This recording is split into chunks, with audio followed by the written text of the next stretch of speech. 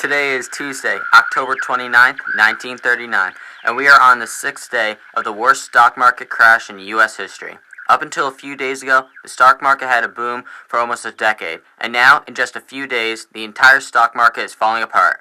A chain of events is starting to occur that seems to be impossible to stop. People are seeing the bust on Wall Street, and in fear of losing their jobs, they are cutting back on the amount of money they are spending.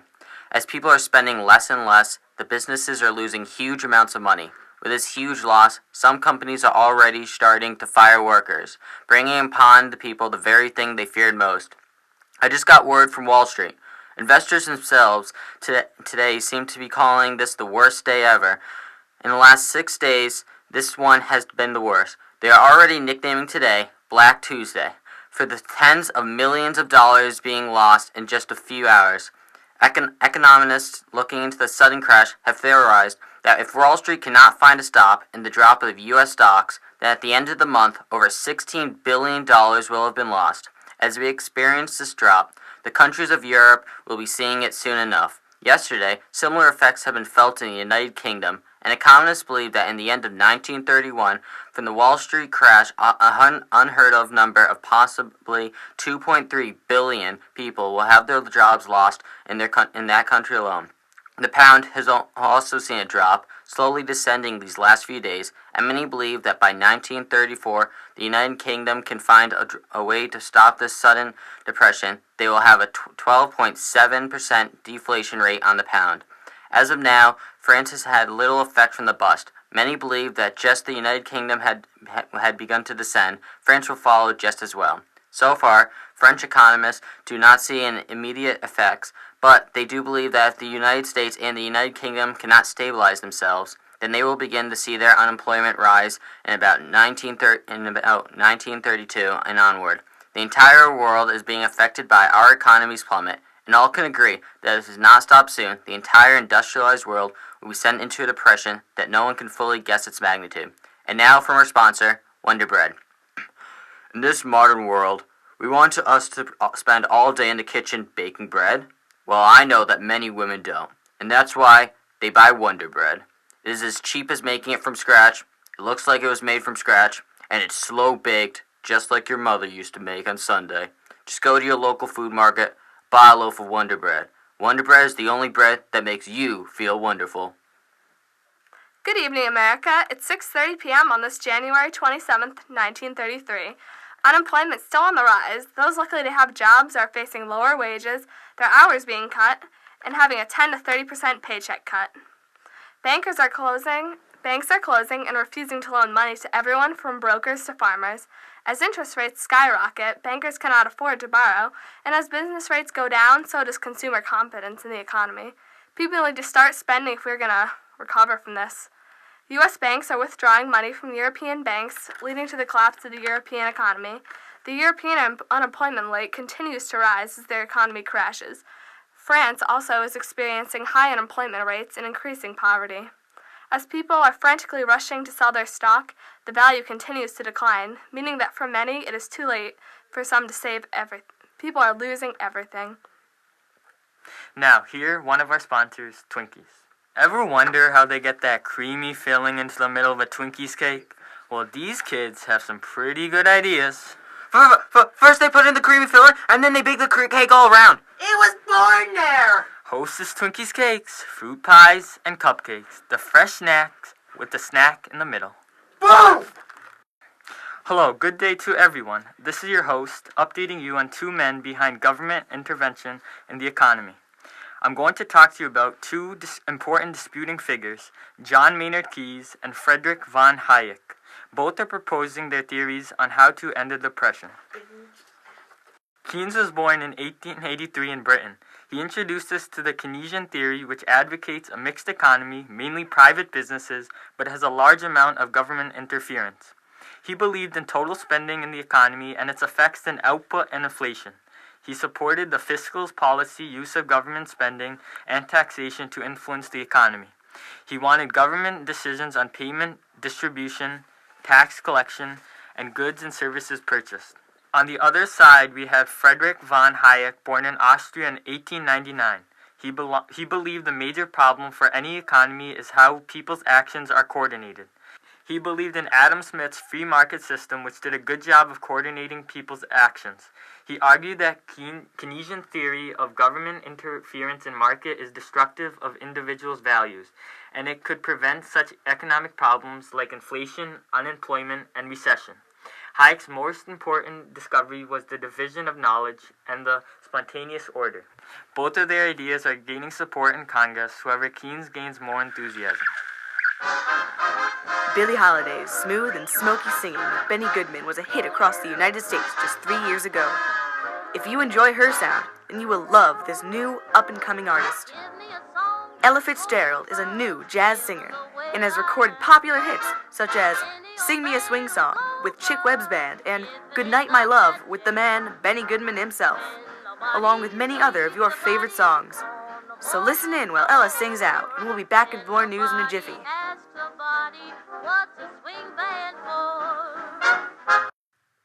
Good evening, and welcome back. And now for your 7 o'clock nightly political update.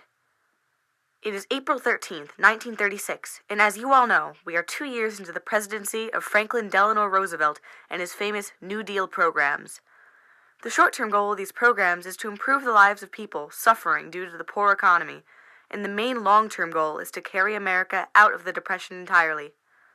There has been a great amount of conflict surrounding the decisions of the current administration, the majority of which pertaining to the amount of control that has been given to the federal government. An additional goal of the New Deal programs has been to set the precedent for the federal government to play a key role in all social and economic affairs in the U.S. Many people say that the federal government has too much power over social and economic issues in the United States.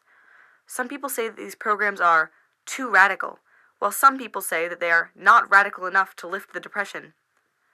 It has also been argued that the government cannot bring us out of this economic depression by spending millions of dollars of American money on the public. When we chose FDR as our nation's leader, it was apparent that he planned to bring change to the current economic and social standing of our country. In a 7 million vote landslide, we chose this man to make a large difference in the well-being of the American people.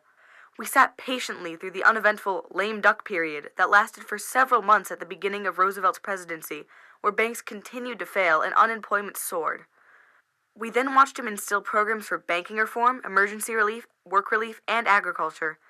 We now have the FDIC, the AAA, the TVA, the CCC, the FERA, and the CWA, and dozens of other acronyms floating around the American public. There are now so many acronyms that the New Deal programs have been dubbed alphabet soup. But even those who oppose the current presidency will have a hard time disputing its efficiency. Within the first 100 days of his presidency, FDR had Congress pass 15 bills, which proposed to reform the financial system, help farmers, provide relief, and promote industrial recovery. In his first inaugural address, Roosevelt said that it was his firm belief that the only thing we have to fear is fear itself, nameless, unreasoning, unjustified terror. He has provided our country with leadership in a time of chaos. The Republican administration of Herbert Hoover occurred at the same time as the onset of all of our economic distress, so it only made sense that we elect a Democratic man who wanted to up government regulation and create massive public works projects to promote recovery for our great nation. But now, many people say that our government is still unstable, for there is no arguing that there is still mass unemployment and economic stagnation, even if on a reduced level. Good night, and have a pleasant tomorrow. And now, a word from our sponsor, Dial Soap. Feeling a little blue about the depression? Wash your troubles away with Dial Soap. Life is so complicated these days. You have so many things to worry about. Soap shouldn't be one of them. Declutter your life with Dial Soap. Dial will leave you feeling clean and refreshed until your next wash. Now on a stick. It's beautiful. It's wonderful. It's the best. Clean your life with Dial Soap. Welcome back. In recent development, Germany has just invaded neighboring country Poland. Just before dawn today, German tanks and infantry penetrated Polish territory on several fronts with 5 armies, a total of 5.5 million troops. Soon afterwards, German planes bombed the cities. They have been making swift progress in penetrating Polish defenses, which have heavily outnumbered in artillery, infantry, and air power. The cities of Katowice, Kakoro, Tazue, and Tono have been attacked with incendiary bombs. Air raids on Warsaw began at 0900 local time. Communications at Katowice have been broken but early reports said German planes were coming over in squadrons of 50 every half an hour, and there have been many casualties. Using the blitz motive, Hitler mobilized hundreds of German panzers following the slower infantry to eliminate the rest of the resistance. Catching Poland off guard and unprepared, the German forces quickly rolled right through 140 miles to Warsaw. The German army struck from Slovakia, East Prussia, and from the Pomeranian and Polish corridor in the port Danzig, which has declared itself part of the Reich. The Fourth Army came in from East Prussia at Düsseldorf, supported by air raids on the cities of North Warsaw. There was heavy fighting reported along the whole of the eastern Prussian border. Panzin was attacked from the main body of the German Reich and border towns occupied. The 8th and 10th Armies are moving northeast from Silesia towards Warsaw, and the 4th Army struck from Slovakia towards Krakow. Back in the U.S., the President issued thousands of tanks, planes, and artillery. All over America, labor farms, mines, factories, trading houses, investment firms, and communications, even cultural and education institutions, are enlisting into the war effort. The government issued a big national spending to create huge industries to produce military equipment. I advise listeners out there to head to industries, for millions of jobs have just opened up. So far, 30 million American men and women are contributing to the war efforts in some way.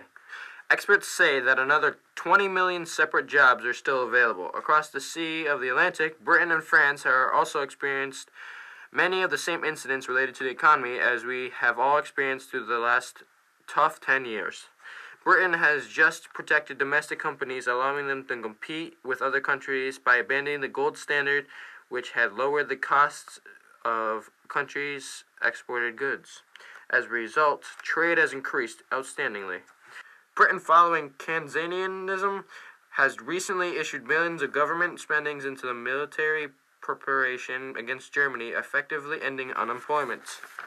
As for France, they have not devalued the franc, ultimately saving its country for a few years from the clutches of the Great Depression. Although there have been reports of civil unrest because of the relatively high unemployment rates, things have soon picked up in their own independent economy. This has been the World Review. I'm your host, Tony White, and here from the studio, we all thank you for tuning in and wish you all who are listening a good night. Boosh! Hello, America. On the brink of war, we need to make sure to come prepared for the worst. I am Sergeant Anthony White, and as a veteran U.S. Marine, I know how important it is to serve your country, and what better way than to enlist in the U.S. military.